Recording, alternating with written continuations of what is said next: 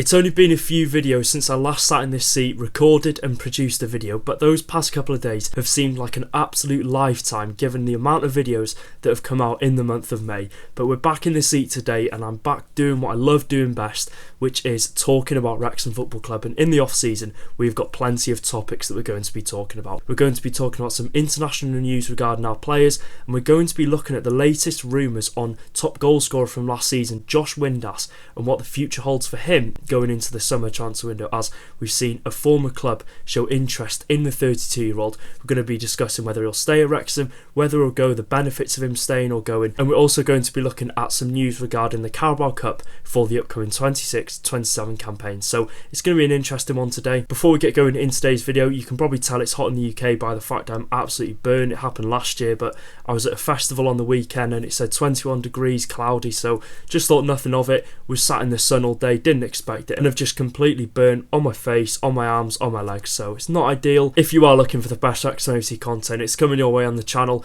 We're on the road to 29,000 subscribers. Any support is massively appreciated. Let's go for 600 likes on today's video. It's a big like target, but if we could hit that, that would be massively appreciated. And let's get looking first on the international news. So, like I talked on last video, we're going to be talking on Arthur Okonkwo. Now, it's a big moment for the 24-year-old goalkeeper, as, like I said, last video I reported that he had his first international call-up for the Super Eagles, Nigeria's national team, as they are set to play Zimbabwe in the Unity Cup semi-final, which Arthur Okonkwo did actually make his debut for. He played in the game, they won 2-0, the game was played at the Valley home of Charlton Athletic, and a 2-0 win meant they've progressed to the Unity Cup final, where they'll play either Jamaica or India, who both play tonight. So a big well done to Arthur Okonkwo. It's a massive moment given, the fact that he's had such a good spell at Wrexham, and there was a lot of questions raised regarding whether Arthur Okonkwo would change over his nationality and switch over to Nigeria, and he did it, and it looks like it's going to be the right decision, as I do believe in future years to come he will be the #1 goalkeeper. Whether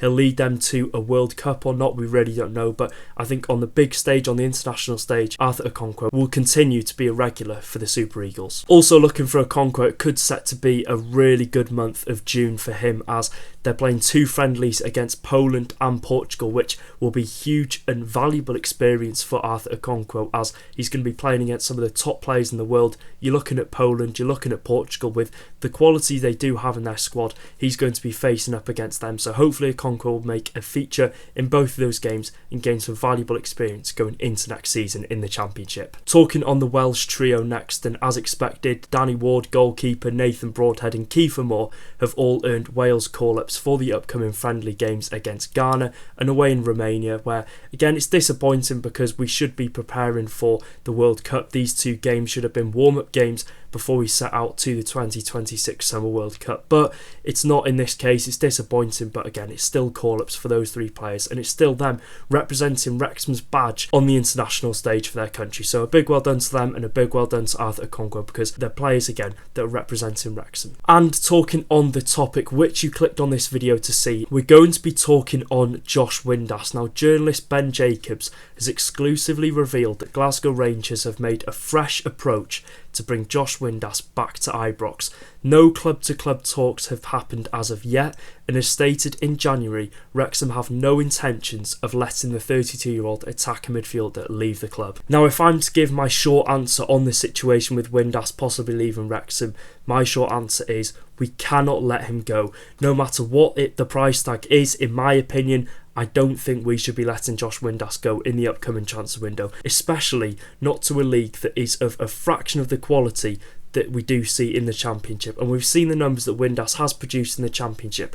If he was to go over to the SPFL to play for Rangers in a league where there's 12 teams, it would be massively disappointing in our front. And I think the only reason why Rangers is a lucrative move for Josh Windass, of course, you are looking at them, their historical club up in Scotland. They'll be guaranteed European football next season. They'll be going for a league title. But apart from that, I really don't know the advantages of leaving the Championship, one of the most competitive leagues in the world, to go and play in a league where you'd only really have, this season and next season, you've only really had 2 teams that are going to compete at the top end of the table, Hearts and Midlothian and Glasgow Celtic. Apart from that, you're going to be turning up to St Mirren, you're going to be playing against the teams of a quality of Falkirk, who, again, it's just no match for the teams that you'll be playing next year. The Wolves, the West Hams, the Southamptons, the teams that are well renowned in English football. Yes, he's 32 years old, and you might think he might be coming towards the end of his career, but he has so much more to offer, not only for Wrexham, but in the league of the EFL Championship. We're looking last season in the Championship, there's no hiding the fact that Windass was one of the best players in the final third. He recorded 21 goals and assists last season in the league, which was the 5th most across all players in the Championship. One of his best seasons to date in his career, and I do think on Windass's front in the Wrexham team, his experience at this level is so valuable. And although we'd make a profit either way if we were to sell Josh Windass, because we obviously signed him on a free from Sheffield Wednesday last summer, I just don't think it would be the right idea, and I think we'd be so stupid to let a player of his quality in the final third leave for probably a small price given the contract and the age that he's currently at. And if we are looking at the player that Josh Windass is and putting it into perspective, you're looking at Ipswich Town last summer, a perfect example being Sindra Valley Egley, who they did sign last summer in the Championship for a reported £19 million. He plays a similar role to Josh Windass in the final third, but only finished the season with 6 goals and assists. So if that doesn't put it into perspective of how valuable Josh Windass is and how well we've done to get him in on a free transfer and how we should just keep him in this Wrexham team, I do think if you are looking to replace Josh Windass, if he does go to Glasgow Rangers in the upcoming transfer window, you could be looking at a player who could produce the similar numbers, but for a very high price tag. And in some scenarios, you might not get a player who's going to come into this Wrexham side, gel with a team and produce the numbers that Josh Windass did, because if you're getting 20 plus goals and assists in the Championship, you have something special about you, and I just don't see any reason why Wrexham would look to offload Josh Windass to especially a team up in Scotland. If we were in League 2, if we were maybe in League 1, 100% we should have gone for it. We should have taken the money, invested it into the squad. But for a player like Josh Windass, who I don't think, given, like I said, his age, 32 years old, he's got 2 years left on his contract, it would probably be in the region of around £4 to £5 million. And that's from the club, logically wise. I do think the club would go ahead if Rangers were to put an official bid in for him around that price tag. But in my opinion, just keep him. Just keep him because he's one of the best players in the team. He should be one of the players that Wrexham look to build the team around next season because he has the quality. We just need those strikers that are going to make those clever runs down the channels, in behind the defence for Josh Windass to pick out, because I think at times last season his creativity was there, but we didn't make the most of it. Yeah, and I think going back on the topic of looking at a player in today's market, if you are looking at bringing a player in from possibly a Premier League side, a Championship side, a club from abroad who is producing those numbers for their club and will produce them at Wrexham, you're looking at 10 million plus. You're looking at the price that we did pay for Nathan Broadhead last summer. I think it's rising to above £8 million. You know, he did produce some good numbers, but you're looking at Josh Windass. It was a steal signing, a free transfer. He'll be on a good wage, but still, it doesn't count for anything when you look at potential options that we could bring in that would probably be in the region of around £10 million.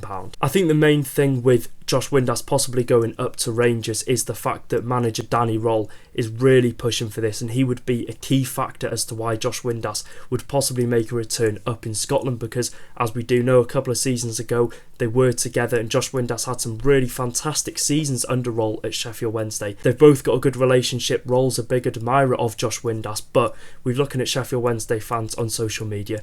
They say it happened nearly every transfer window at them. The agent driving up interest in him, you know, it could be to get a better contract at Wrexham, we really don't know, but it happened nearly every transfer window where there was a club rumoured in signing Josh Windass, so I don't think it would be anything to worry about. We saw in January, of course, Rangers reportedly showed interest in signing Josh Windass. Wrexham debunked it, Windass debunked it, saying he has 2 more years left on his contract. So I do think, well, I hope at this moment in time it's just going to be a case of an agent trying to get him possibly a better deal at Wrexham, or just an easy name for clicks. But Ben Jacobs, we've seen him, is a journalist. He gets most stuff right. He's a well-renowned journalist in the football scene, so there must be some slight truth. I definitely think there's truth on the Rangers end of things, but if we're looking at Wrexham, if there's no club-to-club contact yet regarding the possible signing, I think if there is, Wrexham will just shut out immediately, and I think we'd be stupid to go into any negotiations to let him depart the club. But hypothetically, if Wrexham were to negotiate with Rangers, it would be really interesting to see